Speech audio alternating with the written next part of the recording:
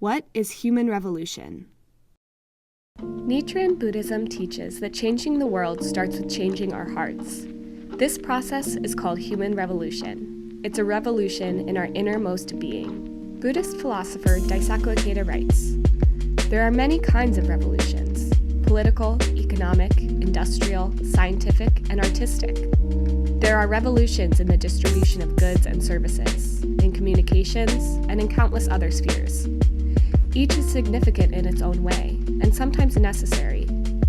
But whatever changes are made, if the people implementing them are selfish and lack compassion, they won't improve the world.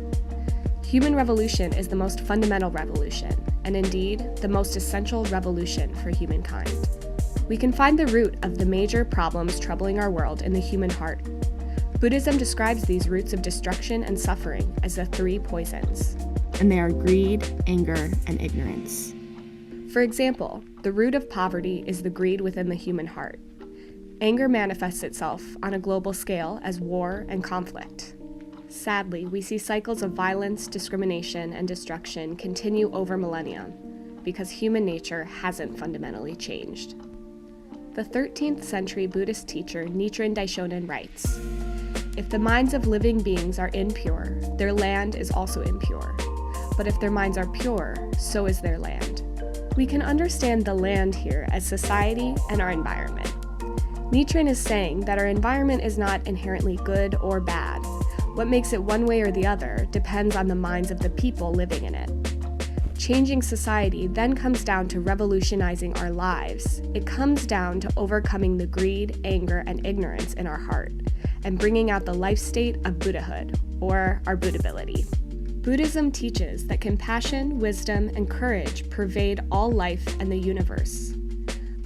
When we chant Nam-myoho Renge Kyo, we are enacting a revolution in our lives. Why? Because we are transcending our smaller self dominated by ego, anger, and short-sighted desires, and awakening to our greater self of compassion and courage. In addition to chanting, we take compassionate action for the sake of other people. When we chant and take action to support others, our original Buddhahood emerges from our life and overcomes the greed, anger, and ignorance within. This might sound extraordinary, but human revolution can take place in small ways in our everyday life. Let's say there's someone who's only concerned about themselves and their immediate family, but one day decides to reach out to a coworker or neighbor who is sick. That is that person's human revolution. Or maybe there's someone who loves music, but never takes their own music seriously. One day they decide to dedicate themselves to creating music with a feeling that it will inspire other people. This is that musician's human revolution. Ikeda writes, "The natural process is for people to grow little by little with the passage of time. Human revolution is a step beyond that gradual process, propelling us rapidly in a positive direction. And while it is a rapid improvement, it is also growth that continues throughout our lives. There is no endpoint, and our Buddhist practice is the engine, the driving force for our human revolution. As we change, the world changes.